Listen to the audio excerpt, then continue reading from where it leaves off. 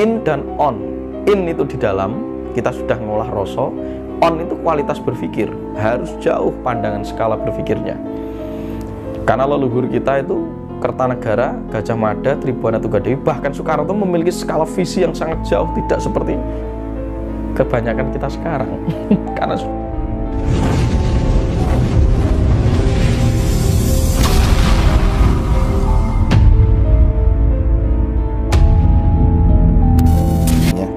ya, Mas. Mbah, bisa nggak diceritakan sekilas mengenai sosok Patih Gajah Mada, Mbah? Patih Gajah Mada, iya Mas. Oke. Jadi wah, ini juga saya salut ya, teman-teman dari Korps Brimob akhirnya seneng dan bisa nyambung dengan apa yang saya paparkan, bahkan buktinya sangat antusias ya. Masih kurang pertanyaannya, jadi masih dititipkan ya. Ya nanti semoga ini menjadi sinergisitas untuk mengembalikan spirit yang hilang dari ini ya, dari seluruh komponen ya, terutama komponen bangsa Indonesia, termasuk komponen inti itu berarti ya orang-orang yang berada di dalam garda terdepan, bisa militer, bisa bayangkara, apapun ya, semua yang ada di garda terdepan, semoga itu lebih mantap lagi daripada orang-orang yang sipil. Ini harapan kita bersama ya. Mahapatih Gajah Mada ya, Mahapatih Gajah Mada yang saya ketahui ya, wilayah yang saya ketahui. Jadi tentang Mahapatih Gajah Mada itu ya, jujur ya, saya sendiri juga sangat ngefans kepada beliau ya. Ngefans dalam arti adalah sikap dan integritas, karena integritas ini mahal Mas harganya, karena urusannya adalah wilayah mind, cara berpikir, bersikap ya, dan dalam mengambil peran keputusan. Leluhur Nusantara itu seperti role modelnya adalah Mahapatih Gajah Mada ya, itu memiliki tugas terkandung semenjak lahir. Kita semua itu memiliki tugas terkandung. Nah, tugas ini apa harus dicari, atau sering disebut misi jiwa. Kalau orang Jawa bilangnya gembol gawan ya. Gawan ini cetakan khusus ya, dari Sang Yang Wenang, dari Sang Yang Agawe Urip. Nah, kita harus menggali apa misi kita, dan kalau sudah ya mungkur, tidak lagi menambah peran. Jadi pilihannya, kalau kita ini tidak tahu misi jiwa kita apa, ya muspro, ngapain kita hidup? Karena hidup itu gembol gawan atau membawa misi. Nah, Mahapatih Gajah Mada ini suatu role model ya, yang menunjukkan bahwa aspek spirit itu seharusnya bisa menjadi dorongan agar seorang manusia atau anak bangsa itu tahu hulu hilir kenapa dia ada di muka bumi ini. Mahapatih Gajah Mada itu membawa Majapahit sampai kepada puncak kejayaannya ya. Ini puncak peradaban sejarah klasik kita. Itu hanya 72 sampai 75 tahun. Jadi dia tahu hulu hilir. Nah, untuk sampai ke sana harus tahu tentang jati diri. Karena jati diri itu menyangkut tentang substansi tugas terkandung atau misi jiwa yang akhirnya merepresentasikan kualitas diri yang kita sebut integritas. Mahapatih membawa itu dengan sangat ajak, kokoh, dan mantap. Maka tujuannya adalah mission accomplished. Ketika misi selesai, mungkur. Jadi mau dikasih jabatan lagi, mau dikasih apa, beliau menolak. Wes rampung kok, aku sudah selesai kok tugasnya. Jadi tidak usah ngoyo nambah jabatan, nambah itu tidak, mungkur. Mandito ya, tinggal berbagi pengalaman. Buku harus ditutup. Nah, tugasnya adalah transfer file untuk mengajari nilai-nilai jati diri dari setiap pribadi yang akan meneruskan suatu peradaban. Jadi hobi leluhur Nusantara itu bikin kerajaan, hobi ya. Itu di kualitas abad 14 ke belakang. Itu salah satu contoh yang saya ambil di Majapahit adalah Rani Tribuana Tunggadewi Dyah Gayatri Rajapatni dan Mahapatih Gajah Mada. Nah, Mahapatih Gajah Mada ini secara literer itu asal usulnya juga masih simpang siur ya, secara historis. Tapi ada bukti-bukti tertentu, salah satunya di Jawa Timur. Itu ada Candi Singasari. Ini Candi Singasari ini ya, ini ada beberapa informasi yang saya dapatkan, itu memang sedikit banyak menjelaskan, merekam asal usul siapa, dari mana sebenarnya Mahapatih Gajah Mada. Tapi ini juga belum bisa pasti ya. Tapi setahu saya beliau ini adalah orang dari strata biasa, Mas. Terus akhirnya dipanggil ya, naik untuk menjadi apa sebenarnya? Rakrian Patih. Awalnya sebelum itu bekel. Nah, bekel itu panglima perang. Tapi ketika beliau itu berhasil menunjukkan kualitas yang semakin bagus ya, dibuktikan ketika bisa menangani ya, di tahun 1819 itu ada pemberontakan Rakrian Kuti. Nah, disinilah beliau mampu menyelamatkan ratu atau raja yang akan ditumpas oleh Rakrian Kuti dan gengnya di waktu itu. Nah, disinilah beliau membentuk atau memimpin sebuah pasukan elit yang disebut apa? Bayangkara. Nah, di Bayangkara inilah, kalau sekarang mungkin pas pampres, Mas ya. Jadi memang langsung dia tugasnya untuk mengamankan seorang pimpinan atau raja. Maka lahir ada 3 prinsip, 4 prinsipnya itu. Salah satu yang pertama adalah Satya Prabu. Itu kalau di Bayangkara kita ya, berhasil menyelamatkan raja, ringkasnya, ke Dander ketika pemberontakan.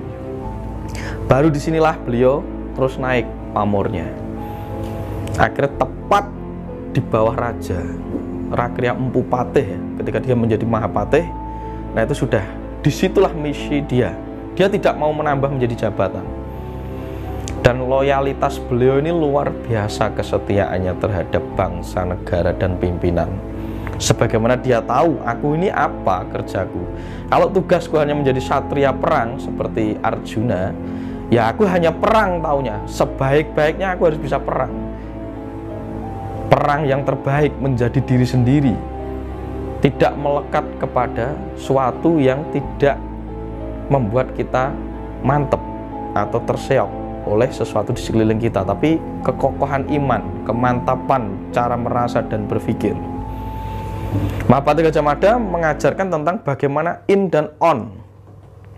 Kualitas hati itu harus in, olah rasa, masuk ke dalam. Itu yang diajarkan oleh Mahapatih ya, ringkesnya begitu. Dan hampir keseluruhan aspek orang-orang di waktu itu kira-kira sudah memiliki integritas tertentu, karena peradaban bisa disonggo atau disanggah untuk bisa naik. Tapi role model yang saya ambil adalah Mahapatih Gajah Mada.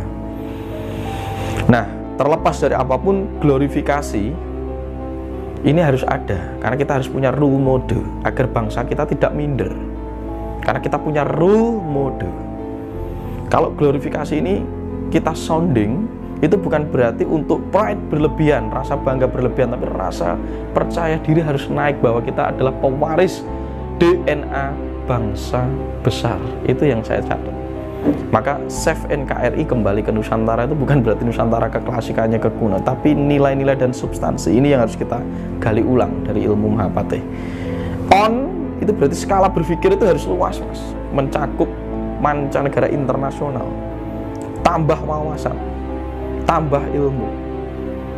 Karena bukti yang ditinggalkan oleh pergerakan Majapahit ini ada apa?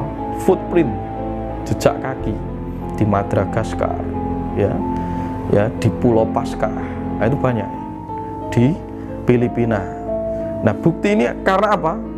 Di era itu saja sudah sekelas internasional cara berpikirnya, menguasai jalur sutra maritim, melanjutkan teknik penguasaan yang bukan sembarangan ya. Tujuan penguasaannya adalah ekspedisi Pamalayu yang dilakukan oleh raja sebelumnya disebut Kertanegara. Mahapatih melanjutkan Mamuyuyi Cakrawala Dwipantara. Nah, itu bukan doktrin sembarangan ya, itu doktrin penguasaan. Jadi menguasai Nanyang Connection, itu wilayah Fatsal area, jalur Nanyang Connection dan Indo-Cina, Indo-Pasifik itu sudah membentuk frame apa? Kerangka untuk meredam agresivitas Singa Utara pada waktu itu dinasti Yuan atau Ming. Nah, itu sekilasnya. Jadi integritas beliau itu perlu kita gali. Nah, sebagaimana kurikulum apa, dia sekolah di mana, nah itu bisa dibahas di ruang yang khusus, karena saya tidak mensonding dulu ke publik ya. Kira-kira begitu. Nah, pelan-pelan dan berproses. Itu Mas ya. Nggih, Mbah. Nah, ini langsung ke pertanyaan berikutnya nih, Mbah, yang lebih masuk ke dalam ini. Apa arti Bayangkara di zaman Majapahit tempo lalu, Mbah? Bayangkara, ya, Bayangkara itu bahasa Sanskerta, berasal dari Abhayakara. Itu kalau tidak salah artinya tangguh dan berbahaya. Nah, ini memasuki pada Satya Bayangkara, rumpun kedua atau sub kedua, nilai kedua.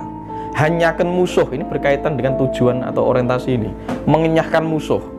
Maka kita perlu berbahaya dan tangguh jika kita berhadapan dengan musuh. Musuh terkecil, musuh pertama adalah distraksi pikiran dan perasaan kita sendiri. Mau perang kok sudah takut duluan, jangan berangkat perang. Karena Mahapatih menghendaki mending jangan jadi satria, berarti bukan itu misi jiwamu, pergi. Karena sebelum ke medan perang, kamu sudah harus menangani distraksi pikiran dan perasaan sejak berada di dalam. Maka spirit kita, mohon maaf Mas, secara kolektif sudah decline, terdistorsi, akhirnya membuat peradaban itu decline. Pasca Mahapatih Gajah Mada Sedo, ya saya rasa Majapahit sampai ke sini itu seperti singa ompong, turun, decline, sampai sekarang kita alami. Nah, maka kembali kepada prinsip Bayangkara itu tidak hanya jargon. Jargon hanya mempengaruhi 20% dari tingkat kepercayaan kita. Baru pengetahuan 20%, sisanya adalah menggali ke spirit, in tadi ke dalam. In dan on. In itu di dalam, kita sudah ngolah rasa. On itu kualitas berpikir, harus jauh pandangan skala berpikirnya. Karena leluhur kita itu Kertanegara, Gajah Mada, Tribuana Tunggadewi, bahkan Soekarno memiliki skala visi yang sangat jauh, tidak seperti kebanyakan kita sekarang. Karena sudah bingung masalah mental. Nanti seorang prajurit pastikan harus holistik dan komprehensif. Dari orang tua, dari pelaku yang mau mendaftar ke BRIMOB, ke TNI kita, terserah. Pastikan ketika kamu mendaftar bukan karena aspek material, ya, materialistik untuk kebutuhan penghidupanmu. Oh, aku BRIMOB, hanya bisa foto selfie. Mohon maaf ya, hanya foto selfie, hanya biar dapat pacar, hanya biar diakui anak saya jadi ANS. Tidak begitu. Pastikan Anda berani dari dalam, Anda tahu hulu hilir keputusan Anda ketika menjadi seorang Bayangkara atau prajurit sebelum Anda tergulung